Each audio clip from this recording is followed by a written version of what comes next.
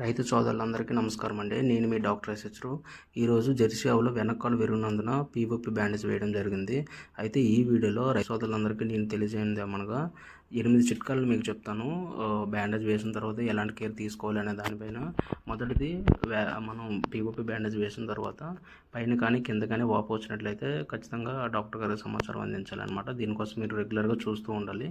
అలాగే POP bandage వేసిన 4-5 రోజుల తర్వాత లేదా వారం రోజుల తర్వాత చీము కారడం కానీ లేకపోతే ఎటువంటి దుర్వాసన రావడం కానీ ఆ బ్యాండేజ్ నుంచి అనిపించినట్లయితే దాన్ని కూడా మీరు వెంటనే దగ్గరలో డాక్టర్ గారికి సమాచారం అందించాలి. గాయపడిన ఆవుని ఎక్కువ దూరం కదలకుండా తాడుతో కట్టాలి.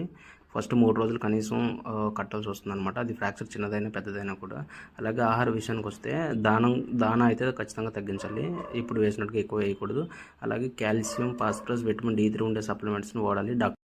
కొన్నిసార్లు ఫ్రాక్చర్ పెద్దదైనప్పుడు 2-3 సార్లు కట్టు మార్చాల్సి వస్తుందన్నమాట.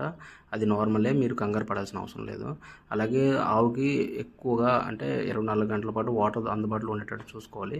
అలాగే మన ఆవు ఒక కాలుకి మనం బ్యాండేజ్ చేయడం వలన రెండో కాలు మీద ఎక్కువగా బరువు మోపడం వలన అది కూడా మనకి గుంటే అవకాశం ఉంటుంది. కాబట్టి దాన్ని కూడా మొదటి 3 రోజులు లేదా 4 రోజుల తర్వాత నుంచి బ్యాలెన్సింగ్గా వెయిట్ మోపేటట్టు మనం కూడా సహకరించాలి. అలాగే కొన్నిసార్లు బ్యాండేజ్ వేసిన తర్వాత ఆ కట్ అనేది పీఓపీ కట్ అనేది కొంచెం లూజ్గా లేదా టైట్గా అయిపోవడం జరుగుతుందన్నమాట. ఆ సమాచారాన్ని కూడా మీరు వెంటనే డాక్టర్ గారితో షేర్ చేసుకోవాలి. అలాగే కొన్నిసార్లు కాళ్ళు చల్లబడిపోతుందన్నమాట. దాని అర్థం ఏంటంటే బ్లడ్ సప్లై లేదని చెప్పేసి. దానివల్ల నెక్రోసిస్ వచ్చి కాలు చెడిపోవడానికి కారణం ఉంటుంది. అలా చల్లబడిపోయినా లేకపోతే ఆవుకి సెన్సేషన్ లేకపోయినా అంటే మనం టచ్ చేసినప్పుడు దానికి స్పర్శ అనేది తెలియకపోయినా కూడా అలాంటి సమాచారాన్ని కూడా మీరు ఖచ్చితంగా డాక్టర్ గారితో షేర్ చేసుకోవాలి. ఇలాంటి ఫ్రాక్చర్ గాయాలకి మందులు 5 రోజుల నుంచి 7 రోజుల వరకు వాడవలసి వస్తుంది. అది కూడా మీరు డాక్టర్ గారు సహకరించాలి.